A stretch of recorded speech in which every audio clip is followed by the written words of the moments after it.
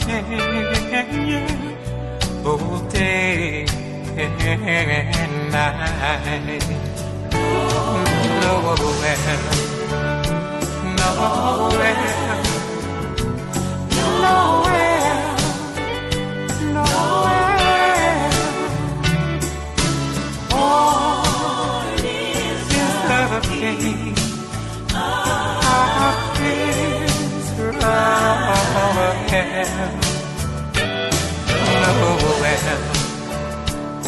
nowhere.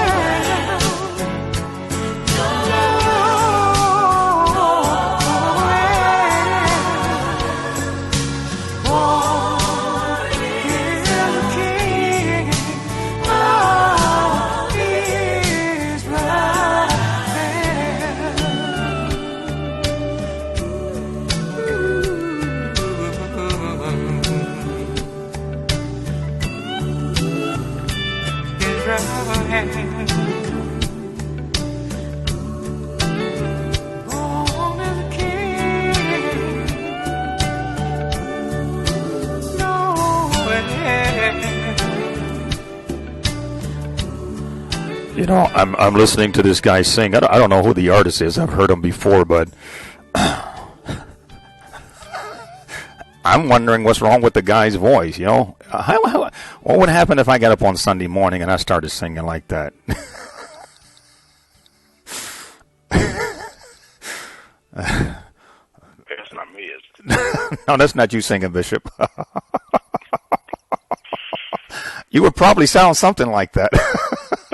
You know, one of my friends, Church of God in Christ pastor, was in the store, and he heard somebody in the other aisle saying, you know, Pastor Franklin sure think he can sing.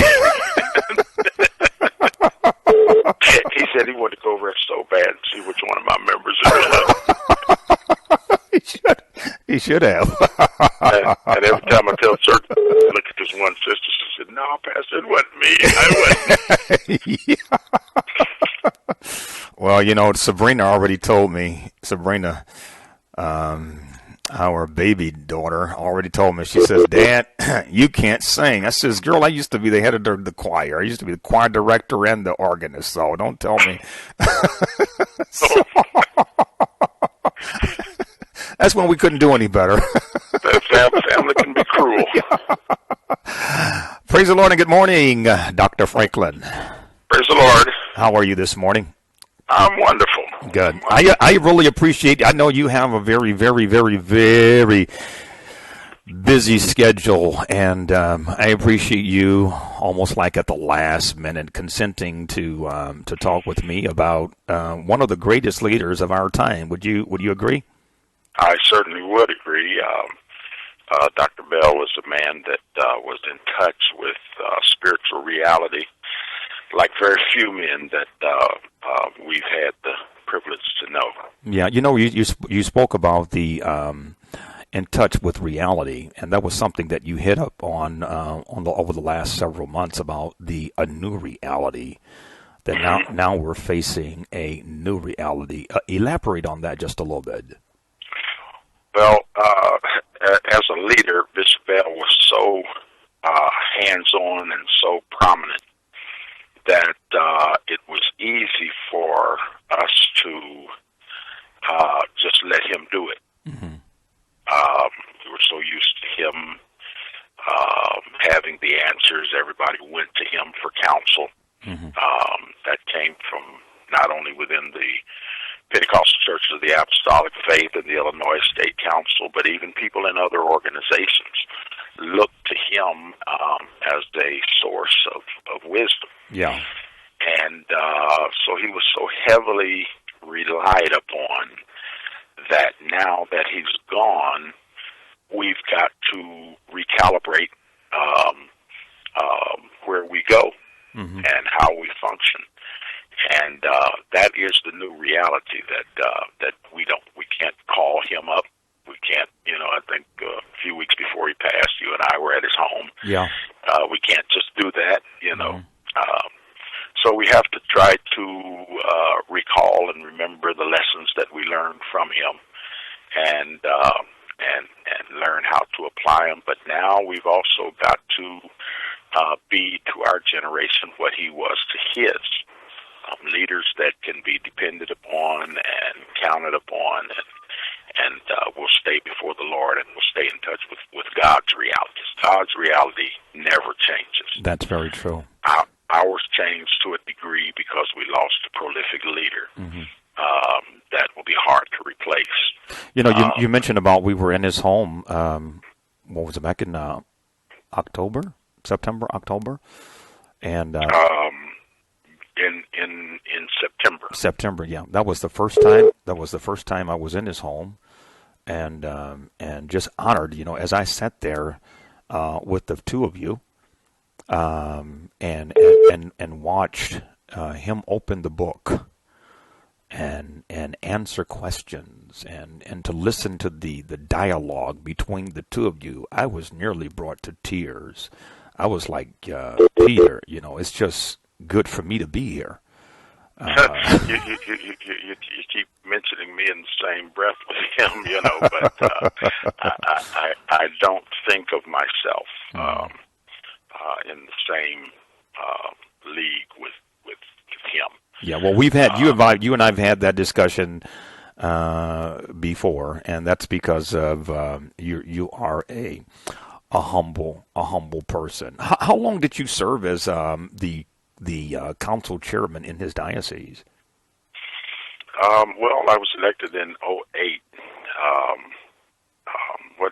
What happened with my move into the leadership of the council was very interesting. I was trying my best to stay out of leadership.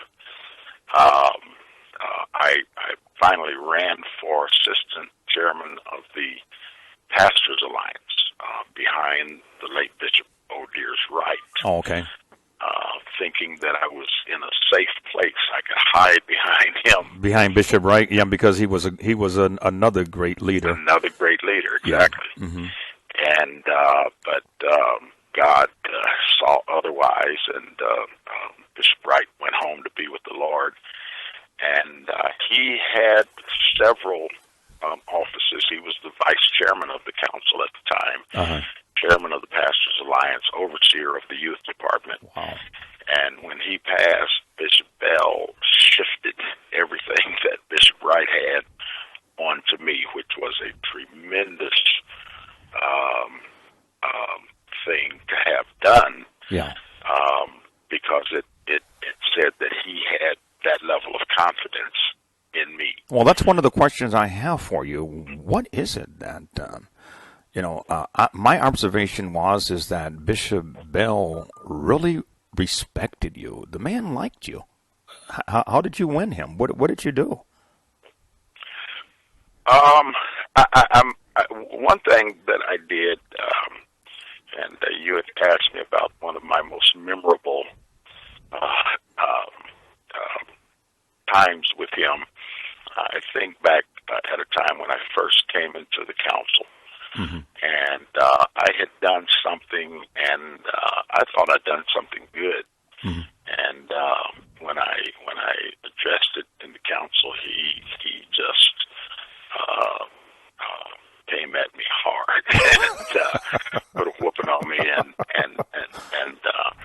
but I took it, and I didn't try to go toe to toe with him. I humbled myself. I accepted his rebuke, and I think he saw from there that here was somebody that understood order, that understood leadership, that could take something.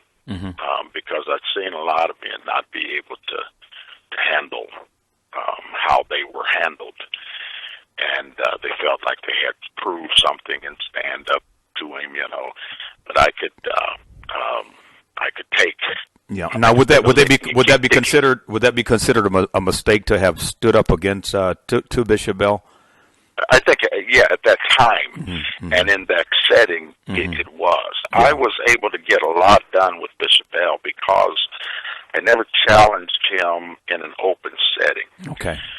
If I needed to get something done, I went to him one-on-one and and reasoned with him. Yeah. I learned to do something like this. I would say, okay, Bishop, I'm going to put my head on the chopping block here. If you feel it necessary to take it off, go ahead. But I'm going to say what I got to say. Yeah. And in that way, I'm saying to him, you still got all the power. Yeah. But I need to say something. Mm-hmm. And that would diffuse any defensiveness that might have arisen had I come at him like, I'm a man just like you are. I put my pants on the same way you do. Yeah, and I saw men try that. Yeah. And he just had too much for him to be able to do that. He earned the respect that he had with men. Were you ever intimidated or uncomfortable around him? I don't think I was ever intimidated by him. You're only intimidated if you're up to no good. When you're up to right, you never have to be intimidated by anybody. Okay. And he wanted right. He wanted to know that you understood what you were doing. He could be reasoned with, talked with. He just wasn't for nonsense. And once he knew, though, that your position made sense,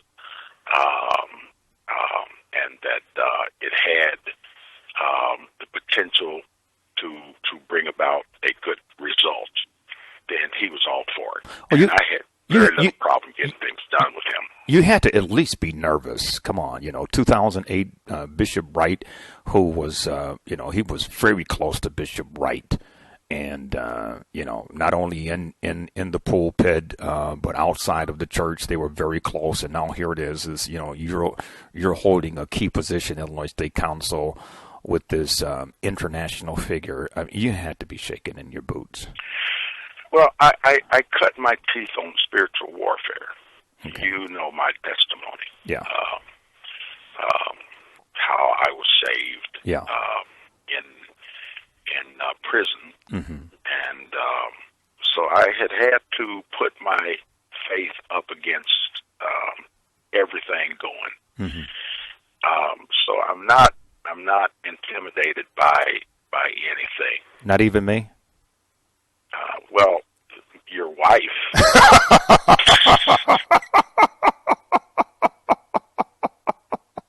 Good point. You are smart. I hope she's not listening. Man, I got to give you more points. Well, what was most challenging about serving under Dr. Bell? Well, you had to know him and what motivated him, and what his agenda was. As the leader of the diocese, whatever was going to be done was his call. And a lot of people don't understand that. As the chairman, you're the operating officer of the council, but he is the executive officer. And so, not overstepping the boundaries, making sure that he knew what you're doing, and not springing surprises on him. And you were very good at that. Well, I knew my leader. You can't serve a leader well unless you know him. Yeah. You've got to study him. You've got to anticipate for him. And so when you're operating with his best interest in mind, and I did something one time, and I won't go into it, but when he found out, he said, you shouldn't have done that. And I said, well, Bishop, I'm screening you. I don't think everything needs to come into your lap. Now, you tell me now. If you don't want me to do that, I won't do it. But you don't need to be dealing with every little minor detail of what goes on here. Was he a was he a micromanager? He really yeah, yeah, yeah, he was. A good leader is. Mm-hmm. Mm-hmm. You have to micromanage because you have to make sure that things are done to your specifications. Okay. You can't allow people to run off with their own agenda and their own take on how things need to go. Mm-hmm. You cannot build a cohesive organization by allowing that. What made him tick? He made the statement that he's best known for. I'm saved in the house, across the field, and behind the barn. Mm-hmm. He was so committed to righteousness that he wanted to make sure that the ministry, the church, stayed in the will of God. And so he contended for that. Yeah. And many people today don't like contention. They don't like conflict. Mm-hmm. But you don't get anything done in the absence of conflict. Well, you mentioned necessary. Conflict, and he was a fighter. Sister Cruz shared with us that when he came back from a vacation or sabbatical, well rested, that he was looking for a fight, and he would sometime come in and says, "I'm looking for a fight." And so, did you ever have him being a fighter? Did you ever have an opportunity to? Did he ever try to take you on? No, I told him one time. I think I was speaking at his 50th pastoral anniversary, mm-hmm. and I needed to make it clear, that I said I don't agree with everything Bishop Bell does. Mm-hmm. He's sitting there, yeah, and I said I'm not afraid of Bishop Bell. I said, in fact, I think if I ran up on him in a dark alley, I could probably take him.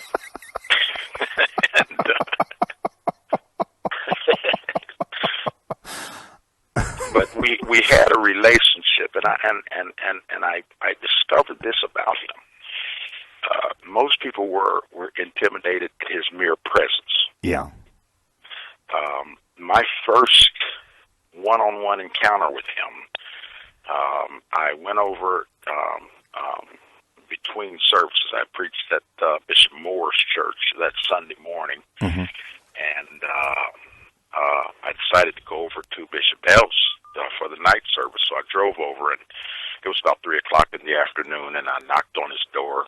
Never met him before one-on-one, mm-hmm. and went into his office, and we proceeded to sit and talk and laugh for the next 3 hours. Is that right?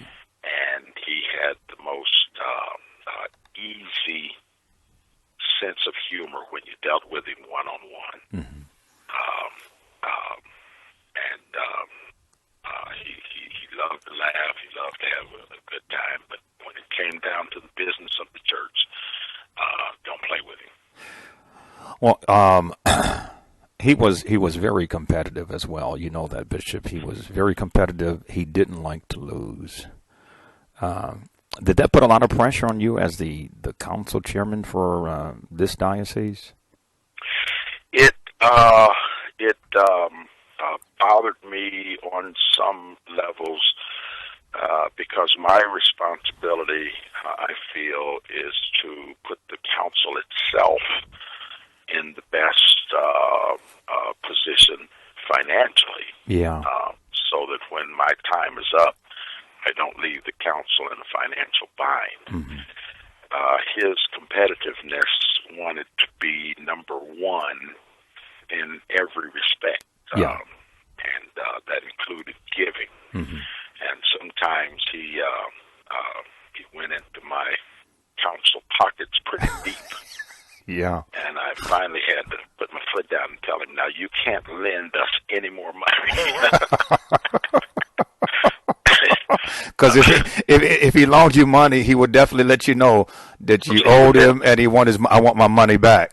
Well, he would lend us money when we didn't ask for it. And, in other words, he would kick the numbers up at the convention to make sure that we were number one. Right? And then he would come back and say, I put this in for the council, and I want my money back. So he was banking the council at times. Right. Well, he always was far out ahead of everybody else in giving. Mm-hmm. Yes, he was, and we remained the number one council. We remained the number one council for many years. Well, he built the Illinois State Council on fellowship. Mm-hmm. And he made the remark once, and I've never forgotten it, fellowship is what we do. Mm-hmm.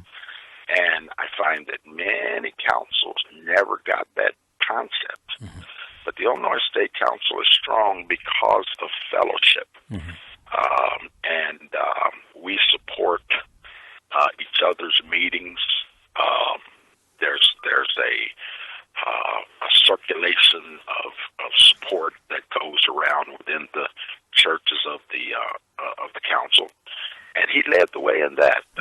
It didn't matter if you were a big church or small church. If you called him, he would come. Yeah, that's something that Bishop Horde shared with us, even in his home church. He was there, youth service or whatever it was. He was there sitting in the pulpit. I woke up. I dreamed just last night, and dreamed that he called me up to his office to hear a brother that had been done wrong. Mm-hmm. Now, that was my dream just last night. Mm-hmm. He was so interested in the personal, spiritual well-being of everybody. Yeah. And he took the time. He would hear. He would. He sat in every meeting. Mm-hmm. He didn't miss anything. And I mean, even in his last days, in his, he was still learning. Yeah, 2 years ago we were doing the Illinois State Wisconsin State Men's Conference, and Christ Temple Chicago hosted it. I was one of the facilitators, and I was just totally shocked, man. It's like 10:30, 11 o'clock in the morning, and guess who comes into the classroom? Dr. Bell. And he just sat there for the whole session, and I'm like, oh my God. Yeah, we put a new banking system in place, treasury and accounting system in the council. Mm-hmm. And we tied all of the auxiliary treasurers, the first time this had ever been done. We tied all of those auxiliary treasurers under the main treasurer, and created a finance team. Mm-hmm. And we got the software, and we automated everything, and so the treasurer, Evangelist Jamie Moore, was having a meeting, and I was turning it over to her so she could then begin to apprise all of the auxiliary treasurers of how things are going to be working. Mm-hmm. He walks in. Yeah. And he said, I want to learn. I want to know. Wow. And so I turned it over to her, and I went downstairs. We were also setting up a Deacons Alliance for the council. Mm-hmm. And we were going strong in that meeting. And here he comes, sits down in the back of the room, and he wanted in on everything that was going on. I mean, to the very last day of his life, he was engaged in the work of God's church. You sat on the board of bishops with him for the Pentecostal Churches of the Apostolic Faith. You are an Episcopal bishop. What was it like to sit on that board with him?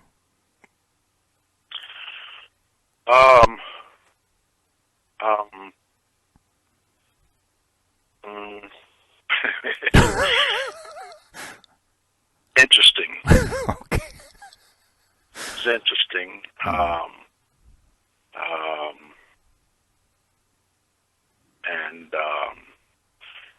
My first encounter in there, it could be a tough place to be in. Yeah.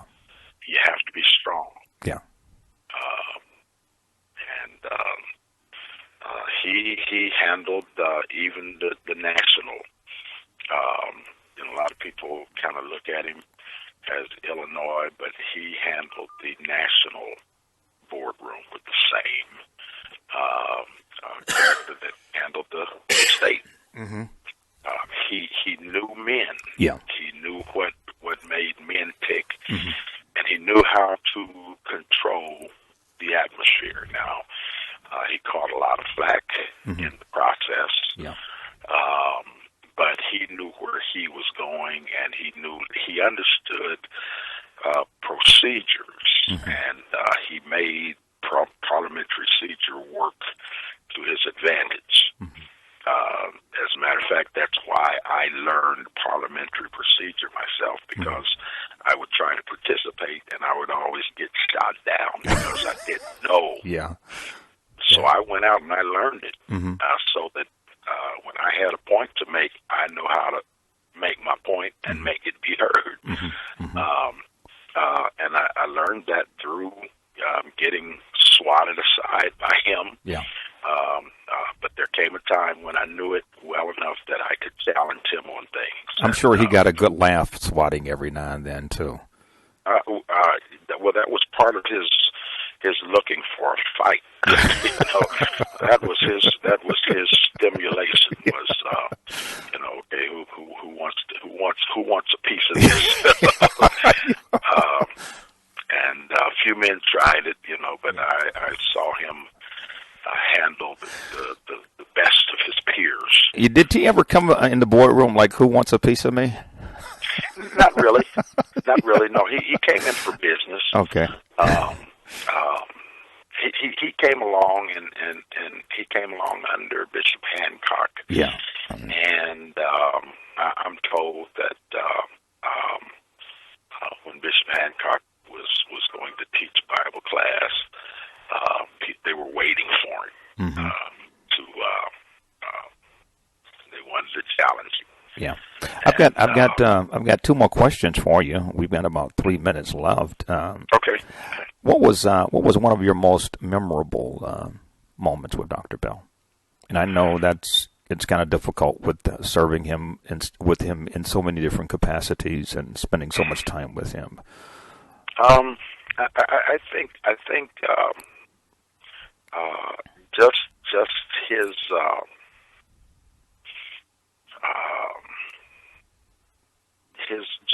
His capacity to want to know, his insatiable quest for knowledge. Wow. He in almost 90 years of age, he's still teaching me computer programs. You know. Yeah. That's amazing, isn't it? It is. It really is. And I've prayed, God, help me to be, what he was. Yeah. In terms of the level of commitment,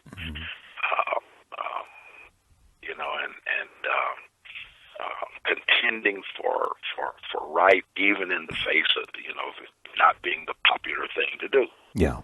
Yeah. You can't you can't care about what people think of you. Mm-hmm. It's important what they think about God and His church. Yeah. One more question for you, Bishop.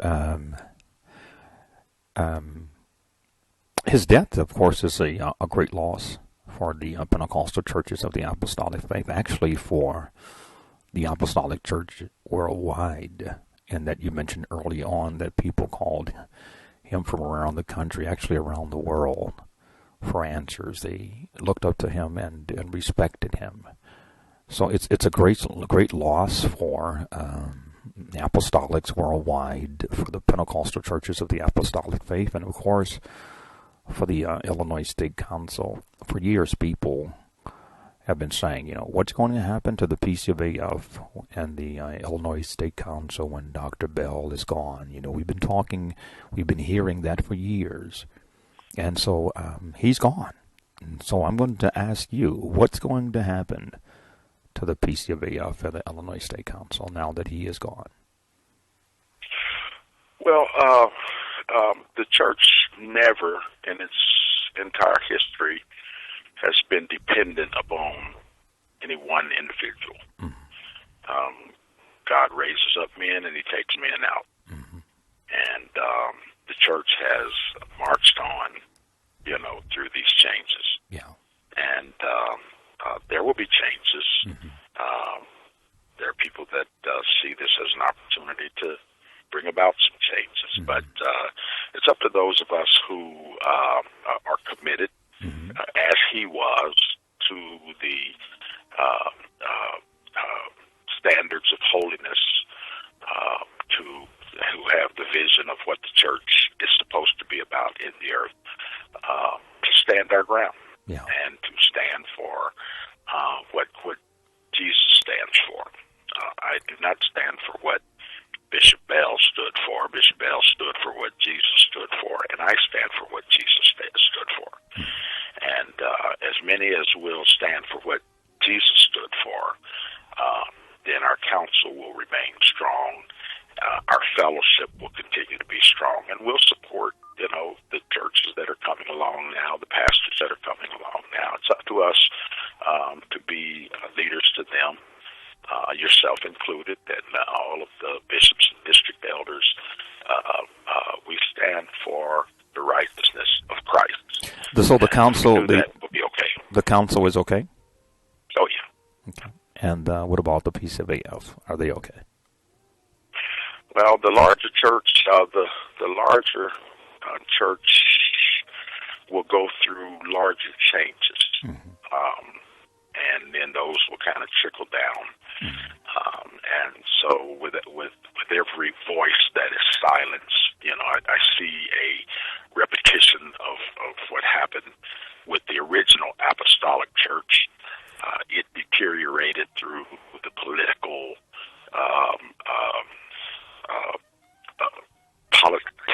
politicizing of it with men. It deteriorated into Catholicism. Yeah. And that system. And I see the church, the apostolic church of today, doing the same thing. But the key was everybody didn't go with Catholicism, and everybody won't go with the changes that are coming about. And the church is always divided over these issues, and I don't find that alarming at all. That's God's way. Okay. You have. Are you confident at this point? Am I competent? Confident. My confidence is in God. Are you optimistic? I'm optimistic. Okay. Are you prayerful?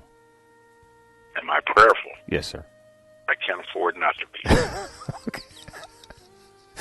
Because all we can stand on is the fact that God has promised He would never leave us nor forsake us. Well, Bishop Bell has left the Illinois State Council in very good hands with you as our council chairman, and we're in good hands with Bishop Dr. J.E. Moore as our presiding bishop.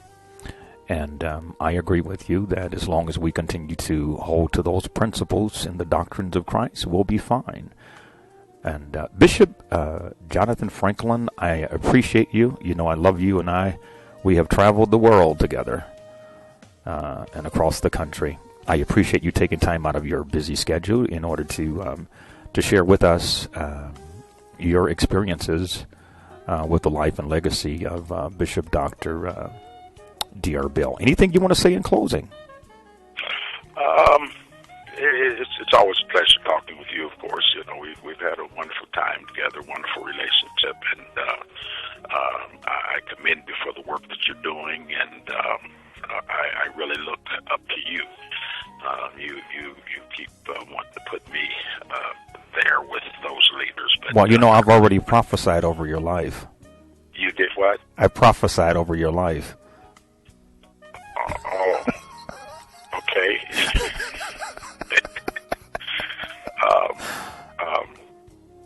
What's the prophecy? I spoke into your spirit. When did you do that? Was it last year or year before last? Oh, well, what was the prophecy? Well, I'm not going to say that on air. Why not? That was just between me, you, and the Spirit. Oh, okay. All right. Listen, you're doing a great work. Keep the work up, and you have my support anytime you need me. Thank you. Thank you, Bishop. We love you. Give our regards to Lady Franklin, and God willing, we'll be talking with you soon, okay? Always a pleasure. Merry Christmas to you and your family and to your listeners. Merry Christmas to you as well. Thank you so much, Bishop. Have a blessed day. God bless you. Ladies and gentlemen, you've been listening to an interview with Bishop Jonathan B. Franklin of the Mount Zion Apostolic Faith Church there in Springfield, Illinois. He is the council chairman for the Illinois State Council, the first Episcopal council for the Pentecostal churches of the Apostolic Faith, talking about the life and legacy of the late great man of our great God, Bishop Dr. D.R. Bell. Again, thank you, Bishop Franklin. It's about 12:06, and so we have gone a little bit over time as it relates to reading the Psalms. And so we will forego the reading of the Psalms on today, and I'll be back at 12:15, and we'll play a sermon that was preached by Dr. Bell on October, not October. It was actually July the 25th, 2010, and the title of that sermon is The Word. You're listening to Midday Manna. I'm your host, Pastor Michael Bellamy. Little Cloud, that's what my mom called me, Little Cloud. And so I'm hoping you'll stay with us for the duration. The Women's Ministry will air their pre-recorded program at, they'll air their pre-recorded program at 1 p.m., from 1 p.m. until 2 p.m. Don't forget, 12:15, a sermon by Bishop Dr. D.R. Bell, The Word. Call a neighbor, call a friend, a brother or sister, and tell them to tune in to Midday Manna. Tell them to get their manna for the day.